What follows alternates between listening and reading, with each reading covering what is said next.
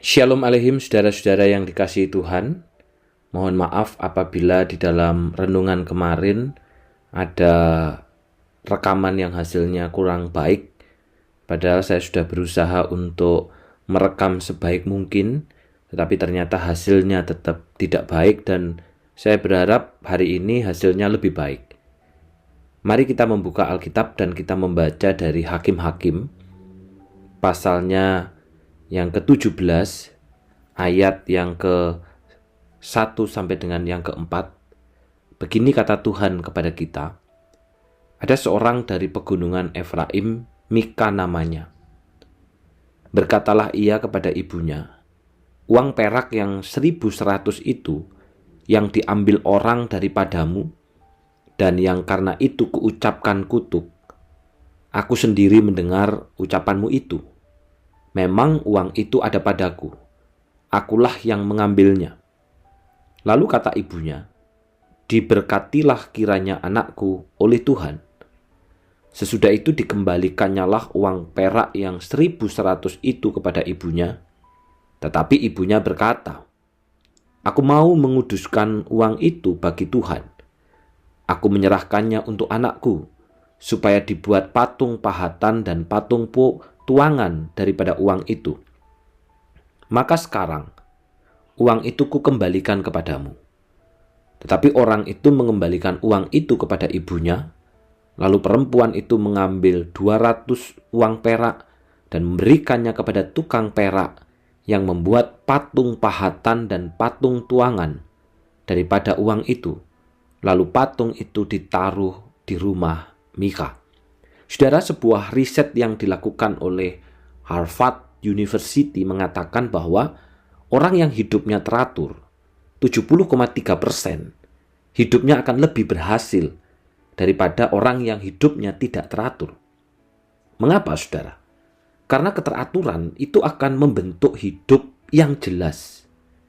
Akan apa yang mau dikerjakan, akan target-targetnya, dan fokus kepada apa yang sedang dilakukan.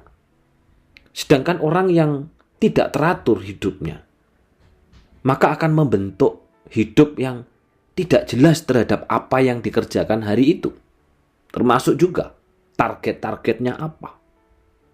Berkaitan soal rohani, saudara, apakah kita sudah teratur membaca dan merenungkan firman Tuhan?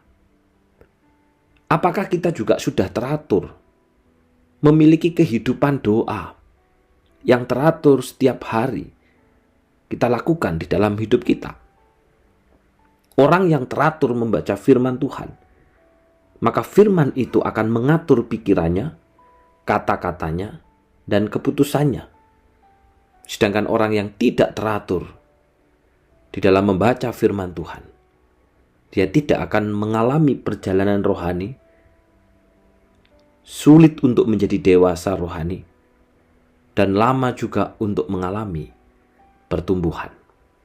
Saudara, bagian yang kita baca hari ini tidak berbicara tentang para hakim-hakim, melainkan justru berbicara tentang kemerosotan rohani yang terjadi di tengah-tengah umat pada masa itu.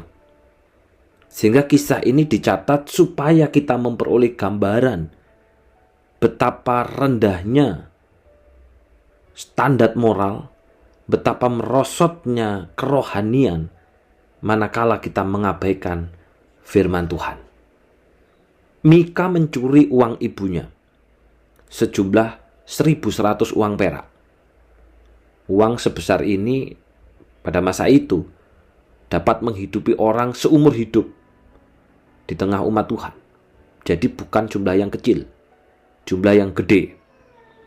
Jadi kemudian hari, saudara, Mika ini mengakui perbuatannya dan mengembalikan uang itu kepada ibunya. Apa yang membuatnya mengaku? Ada catatan yang mengatakan bahwa ia takut akan kutukan ibunya. Dan bagaimana reaksi daripada ibunya ketika Mika ini mengakui bahwa dialah yang telah mengambil uang yang jumlahnya besar itu? Ibunya justru memberkati dia. Sebuah reaksi yang tidak sesuai dengan hukum ke-8 yaitu jangan mencuri. Nah, saudara, bisa jadi ini terjadi karena pelaku adalah anaknya. Andaikan pelakunya orang lain, pasti yang reaksinya pun juga adalah berbeda. Nah, ini terjadi karena apa? Karena mengabaikan firman Tuhan. Sehingga namanya adil, dosa harus dihukum itu bergantung siapa yang melakukan. Kalau yang melakukan orang terdekat, anak, maka harus diampuni. Tapi kalau yang melakukan itu adalah orang lain, bahkan orang yang tidak suka, maka harus dihukum seberat-beratnya. Nah, ini terjadi karena apa? Mengabaikan uang. Maaf, mengabaikan firman. Nah, lalu saudara, si ibu ini rupanya bermaksud untuk mempersembahkan uang itu kepada Tuhan. Namun yang jadi diberikan berjumlah 200 uang perak. Itu pun digunakan untuk membuat patung. Padahal sebelumnya ia berjanji memberikan semuanya. Mari kita perhatikan. Si ibu mencuri uang dari Tuhan dan anaknya mencuri uang dari ibunya. Mika mempelajari dosa itu dari orang tuanya, dan biarlah kita ingat bahwa anak belajar paling dekat dengan kita, orang tua. Bagaimana kita sebagai orang tua, kecintaan kita kepada Tuhan, kasih kita kepada sesama, maka demikian juga anak akan melihat, mendengar, menyaksikan, belajar, dan akan mengikutinya. Dosa yang berikutnya, saudara, mereka ini mengabaikan hukum Allah berkaitan dengan pembuatan patung pahatan. Bukannya mengaku dosa, bukannya bertobat, seperti yang kemarin pertobatan itu adalah solusi. Bukannya mereka menyesali, justru malah menambah lagi pelanggaran, yaitu membuat patung pahatan.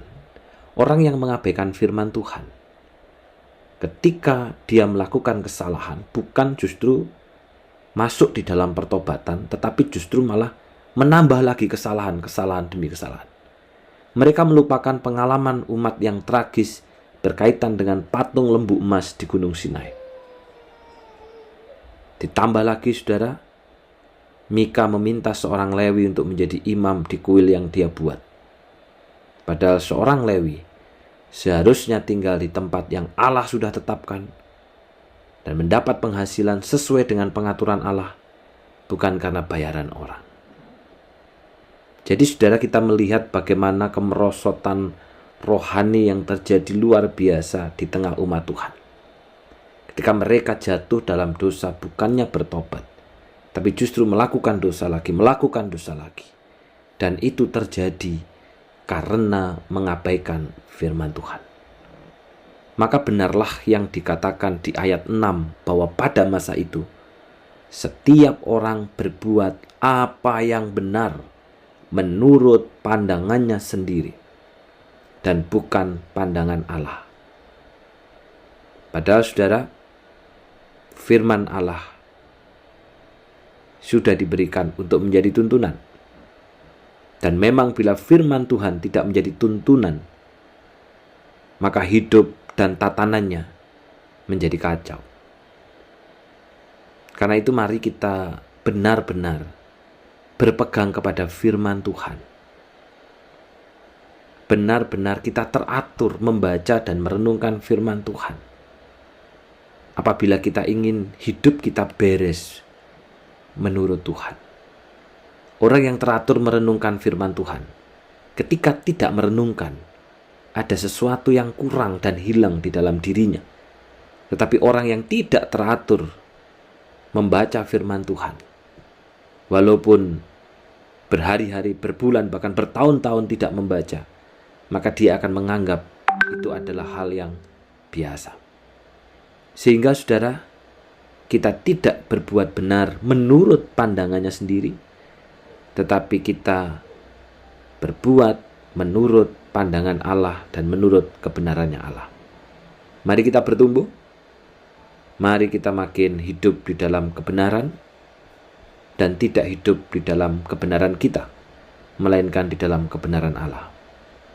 Mari kita mulai membangun keteraturan dalam hidup kita. Teratur di dalam merenungkan firman, teratur di dalam berdoa, teratur di dalam mengikuti kebaktian, teratur di dalam pelayanan. Karena Allah yang kita sembah juga adalah Allah yang teratur. Mari kita berdoa. Kami bersyukur Tuhan, hari ini firman-Mu mengingatkan kepada kami bagaimana ketika hidup itu tanpa firman Tuhan, maka kerohanian itu akan menjadi merosot dan tiap orang akan berbuat apa yang benar menurut pandangannya sendiri.